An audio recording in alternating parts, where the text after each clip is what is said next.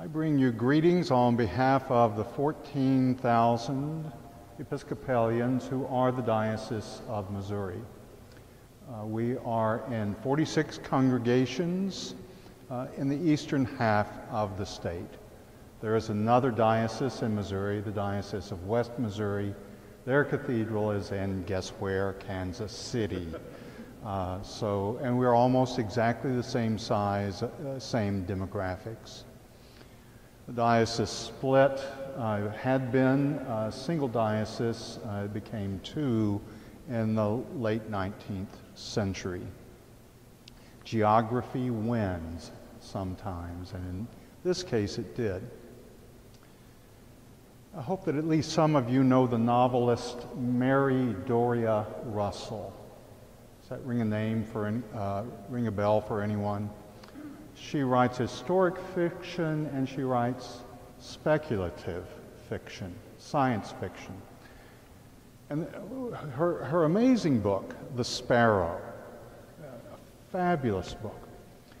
She writes about the near future. And during that time, at the radio telescope in Arecibo in Puerto Rico, there comes from across the universe a voice, a singing voice. And it captures the imagination of everyone who hears this voice. And they're determined that they're going to find out where this voice is coming from. The world government at the time cannot get its act together well enough to engage in this pursuit. But the Jesuits can. The Jesuits can do things that no one else can do. And so they organize a journey across the universe to find the source of this voice. And someone in the press asked the Superior General, whatever his name is, his title, asked him, why in the world are you doing such a thing? And he says, we're only doing what Jesuits have always done. We are on our way to find out about God's other children. And I love that sense. I think that that gives a perfect rationale for engaging in mission. To find out about God's other children. Not to take something to them that they don't already have. Not to fix them somehow. But out of a God-given curiosity to know who they are. As it happens at this very moment, my wife Deborah is with our diocese's companion diocese in South Sudan. We had a relationship with them for about 8 years now. And the team that she is with, there are 7 other people from Missouri, a couple of Swedes and 2 people from the Church of England. They're all there to do some material good. Yes, there are some things that we can provide assistance with. So for example, Deborah is teaching English as a second language, and specifically to women, she's teaching ESL. It's something that she does in this country, and she's pretty good at it. And it's something that she can do there. They realize that a way forward for them is to know English. So she's doing that. Others are helping to develop a preschool, a brand new idea for them. Others in the building trades are helping some of the local folk to finish building a chapel at a diocesan-sponsored school. One of our priests is there teaching pastoral theology and preaching to priests who are there. During the 21-year-long Civil War, the people still needed pastoral leadership. They needed ordained ministry. But no one could get theological education in those days. So the bishop decided to ordain people based on 3 criteria. Character. Character counts. The trust that the community would place in this person, and commitment. You know those are not bad criteria in any culture. But he exacted from them a promise that when theological education would become available after the war, they would get it then. And so that's what we're doing now. Every time we go there, we teach something in the realm of theology. I have never encountered students more eager to learn than these. It is a teacher's dream to be with these folks. Oh, and we've helped them dig wells. But the main thing that happens is relational. These are our friends. These are God's other children. It is so important for us to travel halfway around the world to see what God is doing in another place. They don't need the gospel. They have the gospel already. They need friends, and we need them. The secret of mission, dear friends, is that engaging in it converts the missioner. Everyone who goes there is transformed, and they come back and bring with them a transforming presence. This has been such a gift for the Diocese of Missouri. I am here among you based on 2 motivations. One of them is pastoral. I think that any church that understands itself as Catholic needs a larger sense than just the local. A Catholic community in the long run proves not to be sustainable without the connections, the necessary connections. The very word Catholic, katholikos in Greek, means according to the whole. And in isolation, those of us who live in Catholic communions just don't do well at all. We need one another. And not out of any sense of self-importance, a Catholic community also needs a bishop. We don't do well without this ministration somewhere in our lives. So it is out of a pastoral concern for you. And whether you get this bishop or this diocese or some other bishop in some other diocese, I think you really need that connectivity to carry you beyond yourselves and to put you in a place where, yes, you too can find out about God's other children. And the second reason that I'm here, motivation, is missional. I think that there are some things that we actually could do together in seeking what God is doing in the world and in our city at this time. I am not motivated by the institution. I am not motivated by any kind of churchly imperialism. I don't find those interesting. But I do find God's mission to be vastly, vastly interesting and energizing. As I said earlier, mission converts the missioner. And I think that there are some things that we would be able to do together and find interesting and life-giving. So what makes it possible for me to be here to have this conversation with you? A couple of things for you to know. You may know these already. I'm going to tell them to you again if you have. First of all, the Episcopal Church has in our canon law, I want to come back to canon law in just a minute, we have in our canon law a provision to welcome into union with a diocese a parish from some Catholic tradition, and that parish would be permitted to continue to use its own rites, its liturgies, and its customs. So everything that you saw and experienced today, I need to tell you not a bit of that would need to change.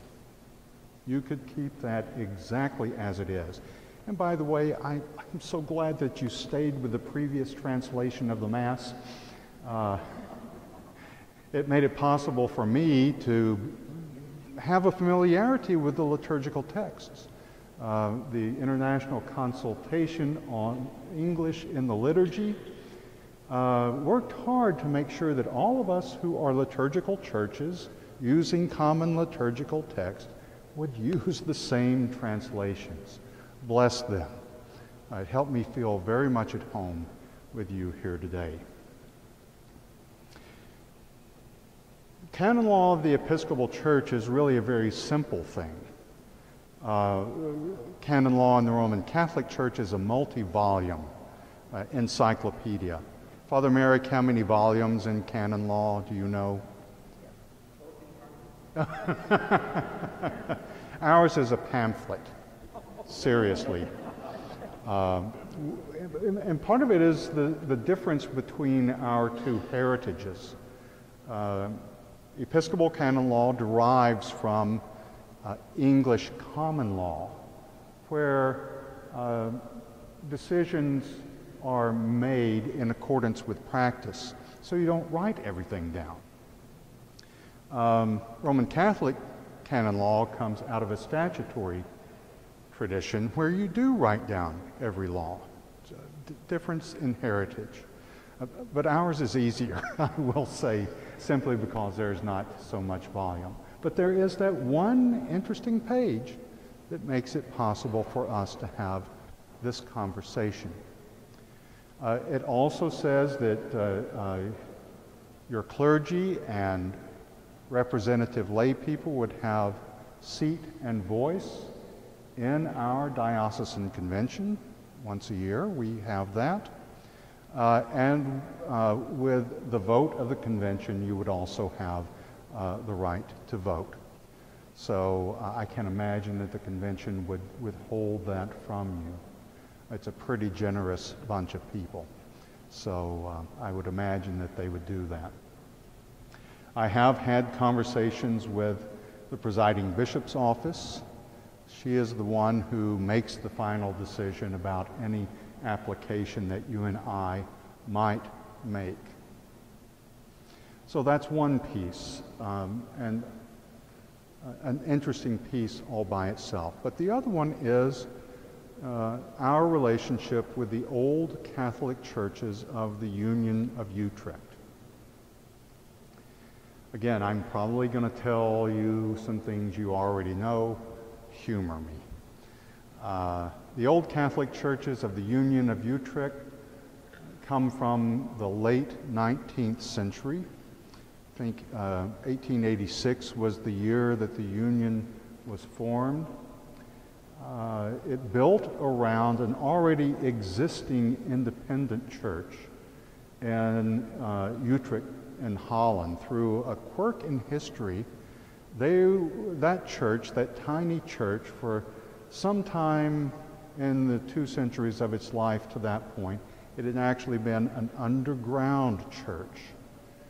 But they managed to preserve in their life the historic episcopate and all the practices of the Catholic West. No pope. They were independent from the papacy at that time.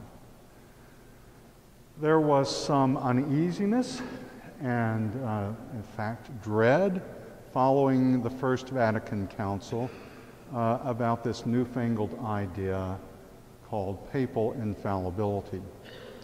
And so there were Catholics in Europe who understood that they simply could not live with that notion. And so they decided to cling to the old ways, and hence Old Catholic.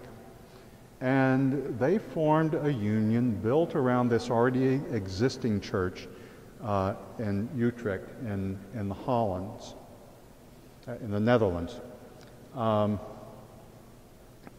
It's a tiny church, probably 500,000 believers altogether, but it fights above its weight, if you know what I mean.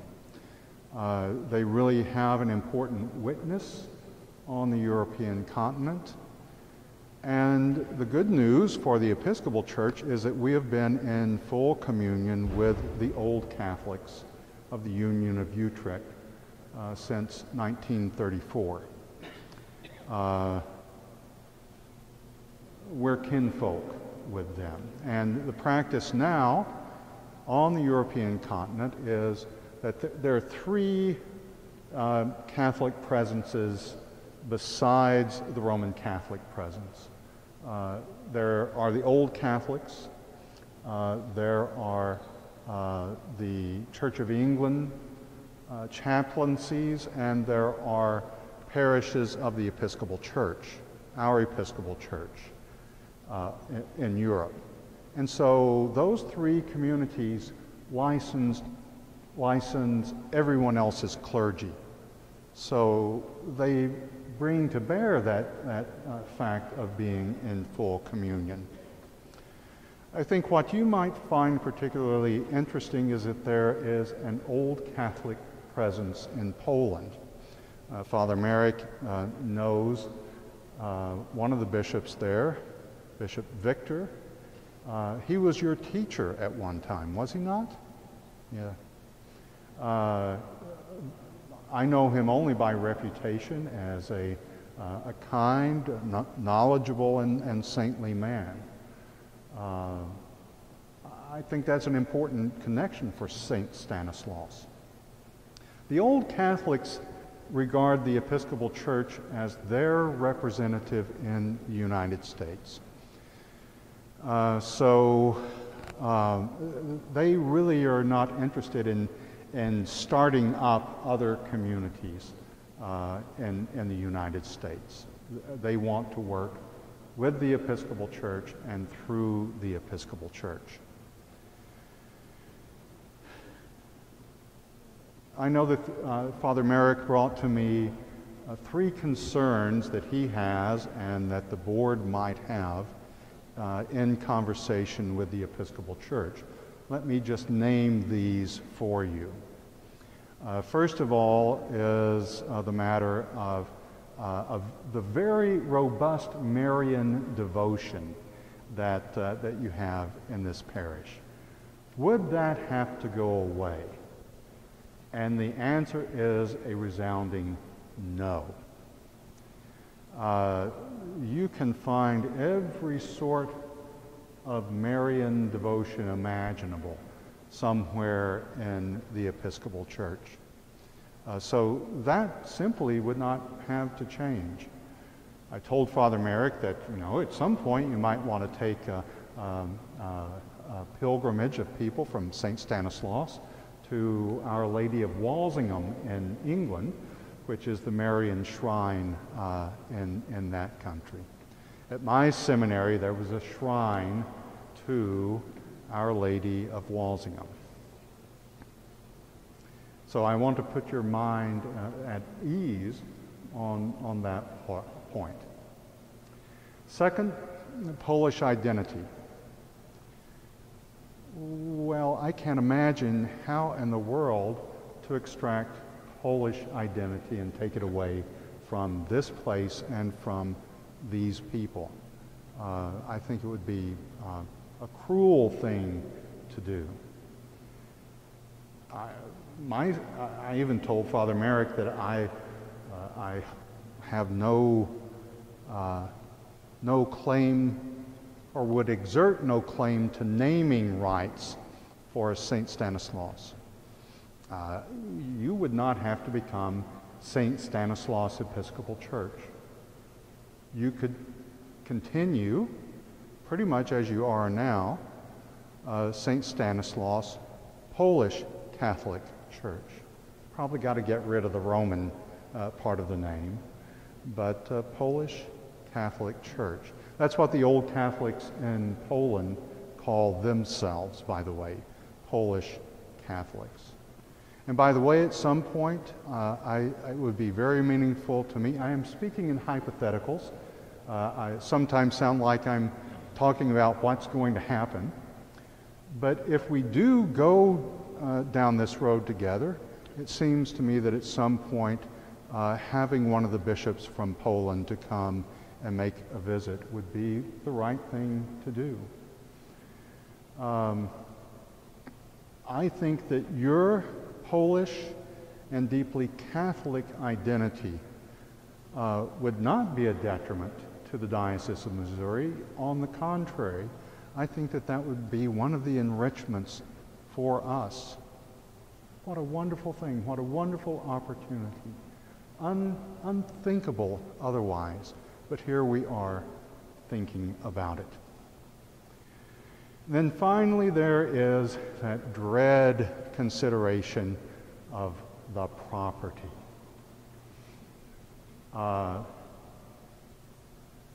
You don't have to change your deed. That is a part of our canon law. What you would have to change, and you'd have to do this anyway, you'd have to change some language in your bylaws, whereby you would accede to the Episcopal Church and to the Episcopal Diocese of Missouri. Said earlier that I don't find institutional motivations very interesting, imperial motivations very interesting. I'm not motivated by real estate so much, although this is a lovely, lovely building. You know that. By the way, my liturgy professor in seminary said that one way to judge a building and its beauty is to consider whether it is more beautiful when it is full of people or when it is without people. It's a beautiful, beautiful building, but you are its adornment, all of you here. And a building without the people, bleh, that is not interesting at all.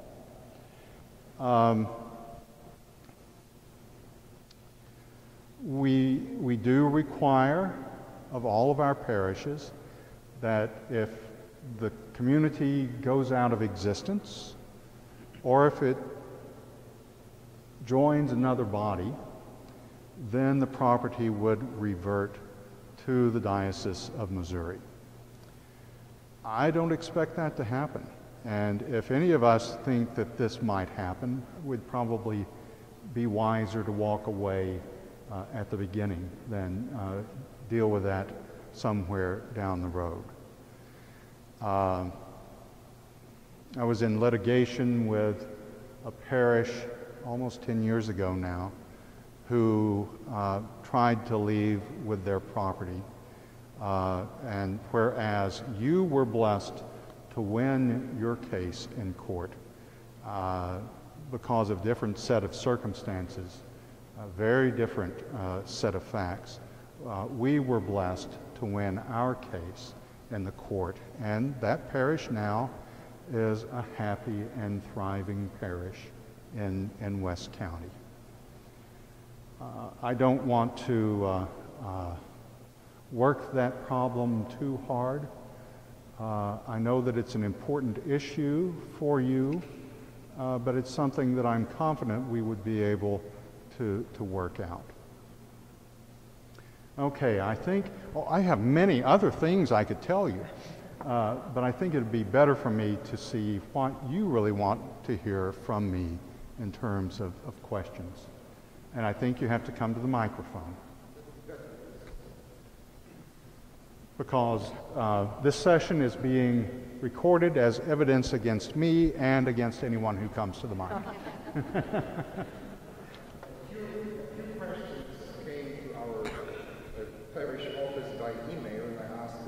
Oh, excellent. Those questions that Good. arrived already, and once, I think Bishop answered some of them already, but those that he hasn't answered, we can address them, and then once we are finished with these, we can open the mic to have a Good. Good. Welcome, Bishop. Thank you. Thanks for taking time out of your schedule to be with us today. The first question is, I think you've already answered it.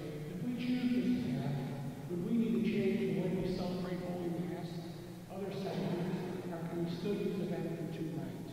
Absolutely. The Vatican II rites would be yours to keep and to use. I should say that the prayer book rites would be available to you. You certainly would be free to use those, but no requirement about that. All Roman Catholic parishes pay a tax to the Archdiocese every year. I assume that some kind of similar existence with the Episcopal Church as well.